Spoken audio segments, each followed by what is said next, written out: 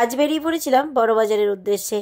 বিয়েবাড়ির আগে ভাবলাম কিচ্ছু টুকটাক কেনাকাটার বাকি রয়ে গেছিলো, তো ভাবলাম সেটা সেরে নেওয়ার জন্যই আমরা বেরিয়ে পড়েছিলাম। আর দাদা আমাদেরকে বাস স্ট্যান্ডে ছেড়ে দেওয়ার জন্য বৌদির সাথে জাস্ট বেরিয়েছিলাম।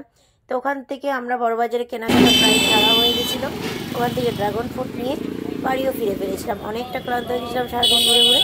ওখান থেকে এসে আর কোনো ভিডিও করা হয়েছিল না। সকাল সকাল দোকানের উদ্দেশ্যে চলে এসেছিলাম। আমার ছিল একটা মেনটেনেন্স, তাই মেনটেনেন্সটা করতে করতে ভাবলাম একটু ভিডিও শ্যুট করে নিই। মেনটেনেন্সটা করা হয়ে গেছিলো, তো মেনটেনেন্সটা করে নিচ্ছি, কারণ আমি বেরিয়ে যাব বাড়ি।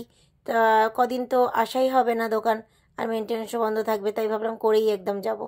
মেনটেনেন্স করে বাড়ি চলেও এসেছিলাম। আর সকাল সকাল সত্যি কথা বলতে খুব একটা বাজে খবর এসেছে। যেই বিয়েবাড়ির উদ্দেশ্যে এত কেনাকাটা, এত কিছু তোড়জোড়, গিয়ে এত আনন্দ করার উদ্দেশ্য, তাও আমরা বাড়ি বেরিয়েছিলাম। জানি অনেকটা দুঃখ নিয়ে এই বাড়ি যেতে হচ্ছে। বিয়েটা আমাদের বিয়েবাড়ি ছিল গতকাল, কিন্তু আমাদের বিয়েবাড়ি সব শেষ, ঠিক আছে, কিন্তু রিসেপশন রয়েছে। আদৌ কি হবে জানি না, কিন্তু এখন আমরা যে যার বাড়িতেই খাচ্ছি। আজ থেকেই আমাদের আনন্দ, কত আনন্দ করার কথা ছিল, সব জলে আমাদের ভাসিয়ে দিয়েছি, আর এখন নিজেরা খাচ্ছি। আজকে আমাদের, চলো দুপুরে লাঞ্চটা তোমাদের সাথে শেয়ার করি। গয়না বড়ি ভাজা, আর এখানে রয়েছে গিমা শাক আলু ভাতে, মাছ মোলা, এটা বড়া ভাজা, কাঁচা ডালের বড়া ভাজা, উচ্ছে ভাজা, আর রয়েছে এইটা হচ্ছে মাটির তলার আলু, কি খামালু বলে সেটা আমি এখনো যাইনি, যে প্রথম খাবো। আর সেটা দিয়ে সয়াবিন দিয়ে একটা সবজি, এটা লাউ ডাঁটার একটা সবজি হয়েছে, আর এখানে হয়েছে শুক্তো। আজকের মেনু আমাদের ফাটাফাটি। নিরামিষ হয়েছে তো কি হয়েছে। যার বিয়ে হওয়ার কথা ছিল সেটা ছিল আমার মাসি শাশুড়ির বড় মেয়ের মেয়ে, মানে হচ্ছে আমার বড় ননদের মেয়ে, তো বড় মেয়ে। তো ওর বিয়ে হচ্ছে ক্যান্সেল হয়ে গেছে, ওর বাড়ির একজন মারা গেছে, তাই তাদের কাছে মাংস চাই। এদিকে নিয়ে নিবে, ওরা গেলেই কিন্তু নিয়ে নিবে। যা, এখন হচ্ছে বিরিয়ানির মাংসটা আগে কষা হবে, তারপর হবে আমাদের চিকেন কষা। তাই বড়মশাই বসে পড়েছে চিকেনটা কষতে। টমেটোটা দিয়ে দাও। টমেটোটা কই? এই তো।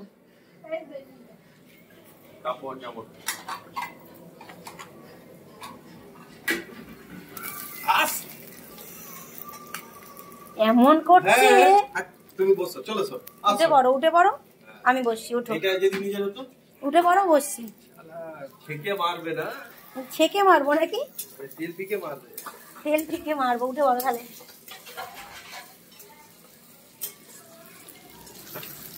কত পুড়িয়ে দিল আমাকে, এখন বলছে নিজের হলে।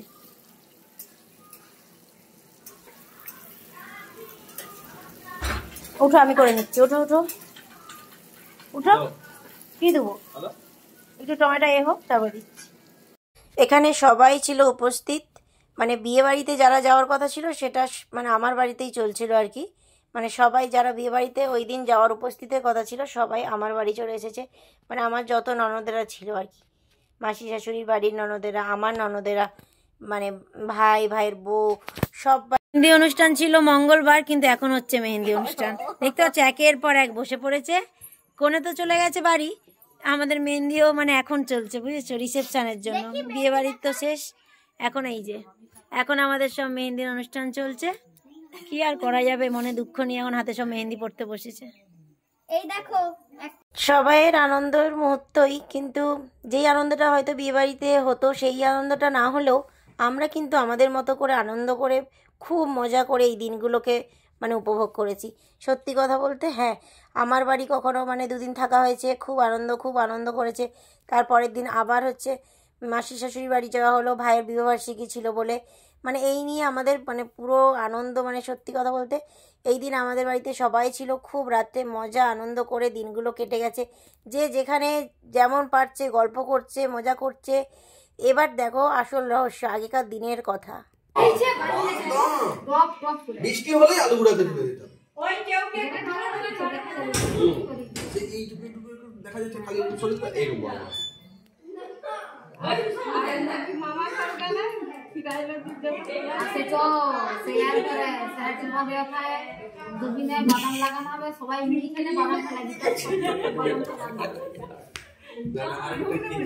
আর একটা কে ছিল যখন নদীর বাঁধের ওই যে ইটা পারাতো, কে একটা বলো না, কে যে ছিল আমার মামা বাবা যেত না না সেই নদীর জলে যখন জল হয়ে যেত কে ছিল একজন গামছা পরে যেত গামছা আস্তে আস্তে জল উঠতো গামছা আস্তে আস্তে উঠতো আরে কান আমি ভুলে গেছি ওইটা মনে নেই আমি তো কালাগাড়াটা যে ছিল কোথা গো আলমারির ভিতর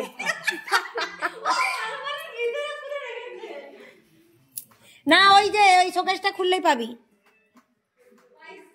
এখন তো মজা হচ্ছে যে বাবা সবাইকে একজনকে নদীর ওই পারে করছে কাঁধে তুলে নিয়ে ওই ধারে এক আমরা নদী ধারে আসতে আমি তো নদী এতটা করে জল এতটা যখন আরে এইখানে কত গ্রুপ করে নদী পাড়ে লিয়া মামা ঘাট মাছ ছিল এদিকে লিয়া এর লাইন বাড়িয়া পেলাছিল পূর্ণিমাকে একে আর নদী ধারে টমাটো বাইগান ও মাটি ছানা করে আমি মনে হয় ছোট দিয়ে একবার মনে হচ্ছে দিদি মনে হয় ছোট দিকে কি বকছে দিদি বলে ভাই ঘর পালিয়ে দুজনে মিলে ঘর পালিয়েছে আমরা তো আর যাবো না আর মামা ঘরে একদমই যাবো না আর যাবোই না এইখানে কালী পূজা হলে আমরা চলে আসি আসতে রে কালী পূজা হলে তো তখন ভাইটা তখন মাসির সঙ্গে একদম রেডি হয়ে সবাই চলে আসছি কালী পূজা এখানে থাকছি তাড়াতাড়ি খেয়ে যাত্রা হোক না হোক চট বিছি দিচ্ছি সেই জায়গায় বসে থাক মুড়ি খা